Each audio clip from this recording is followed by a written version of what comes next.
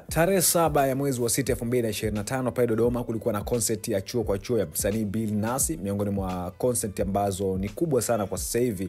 Na of course baada ya kutoka Arusha aliingia Dodoma pale ambapo ilikuwa inafanyika katika chuo kikuu cha UDOM, na of course kulikuwa na nyomi la watu wengi sana ambao walijitokeza kwa ajili ya kutoa shout out au kutoa support kwa mshikaji Billnass. Of course kuna baadhi ya wasanii ambao walikuwepo, mtu kama Ibra ambaye alikuwa ni miongoni mwa wasanii kutokea Konde Music na sasa hivi ni soul artist, na ni show yake ya kwanza kubwa kusimama tena kwenye jukwaa. Money Central Zone kutokea hapo Dodoma, na wasanii wengine kadha kama Country Boy na Billnass mwenyewe pamoja na Nandi. So wasanii A-list walikuwepo wengi sana, mtu kama Wozu na baadhi ya wasanii wengine kadha. Lakini pia kubwa ni story ambazo ziliibuka pale baada ya msemaji wa serikali ya Jamhuri ya Muungano wa Tanzania Gerson Msigwa kuzungumza, na ikaleta attention kwa kizazi kipya baada ya kuwa wanazungumza maneno ya no reform no election, kwamba imekuwa ni kauli mbiu yao kubwa sana. Sasa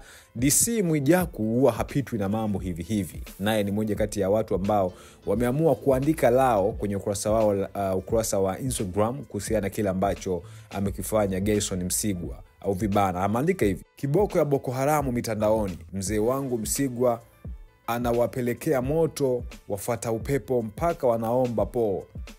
Proud of you Msigwa. Yani kila wakicomment ujinga, Msigwa anakuja na fakti.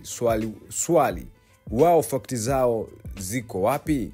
Oktoba tunatiki 2025 2030. Sasa huyu ni DC Mwijaku ameandika maoni yake au vibana. So huku ukipita kwenye comment yake bwana, huku kwenye sehemu ya comment nadhani utajionea jinsi gani ambavyo huu moto unaendelea wa no reform no election. Nadhani imekuwa ni kauli mbiu huku ambayo inasumbua sana kwa sasa hivi Tanzania, na watu wanaandika kumunfollow DC Mwijaku na viongozi wengine kama hawa.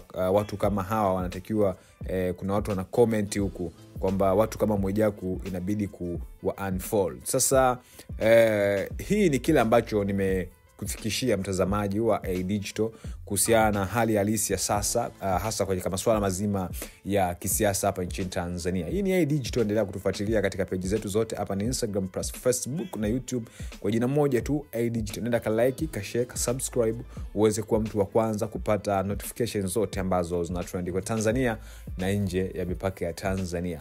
Drop your comment hapo. Bye bye until next time.